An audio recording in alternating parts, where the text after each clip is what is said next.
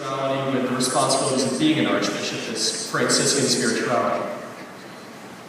Well, it's challenging because obviously when I joined the friars, I always thought I would be part of the religious community, and I joined the friars thinking I was going to the foreign missions. My first assignment, I was told I was going to Easter Island in the Pacific, and 3 of my classmates went to Papua New Guinea. So the last thing I expected was to end up in Boston as the Archbishop. But you know, our life is to be available to what the Lord is asking of us, you know, and so we try to do our best. And I think being a Franciscan and a Capuchin has helped me.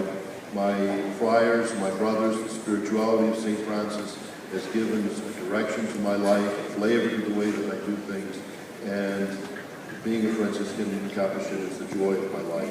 It's been a great strength.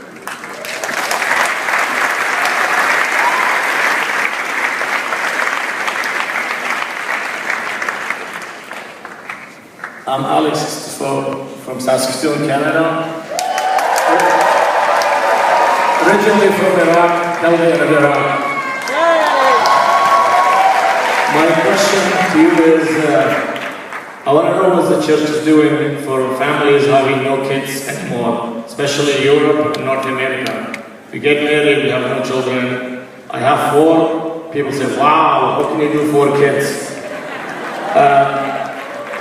I come from a family of 10. I want to know, like some of the other cultures having 10 or more kids. We are shrinking, they're growing. What would we be doing about that? Well, to me, it's a very great concern that people are having less and less children. Fewer and fewer people are getting married. That's why I made the pitch about marriage to you young Catholics. This is so important. The very centerpiece of God's plan is the family. This should be the sanctuary of life. And obviously, we must encourage people to be generous. Today, there's a lot of economic pressures on people. There's a lot of cultural pressure not to have children, to have few children. So it takes a lot of courage and a lot of faith to step out. But certainly, we need to announce the importance of marriage as a vocation, a call to holiness, and a very important venue for passing on the faith. Most of us receive the faith through our families, through our parents, through their good example and their teaching. The family is at the core of what we are about as church.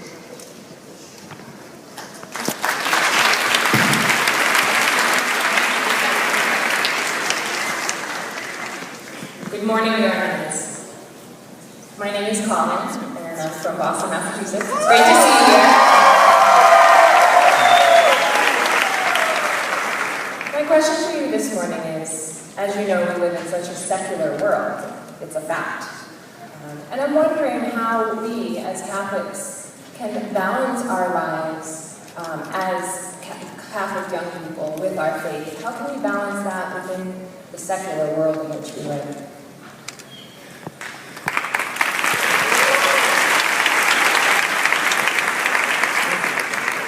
Well, I always say being a Catholic in Boston is a contact sport.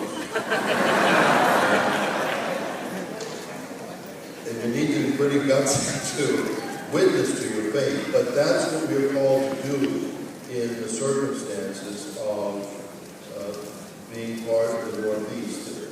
The Northeast, the Northwest United States, and Canada are very secularized societies, and their people's knowledge of faith and religion is often very distorted by what they read in the press and so forth.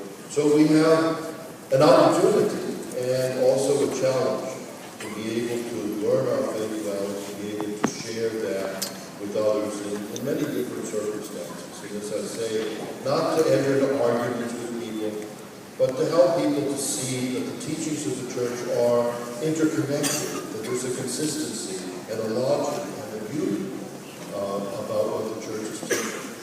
In today's world, I always say in the history of the church, we were often most persecuted for what we talk about Trinity, transubstantiation, different sort of speculative theology. But in today's world, the persecution of the church is aimed at what the church teaches about the human person, the dignity of the human person, the gospel of life, the sacredness of marriage. And so to be apostles in today's world, we need to understand and embrace what the church's teaching is so that we can share that with others. But there's a great need for it, and it's not easy, but the challenge is there, and I know you're up to it.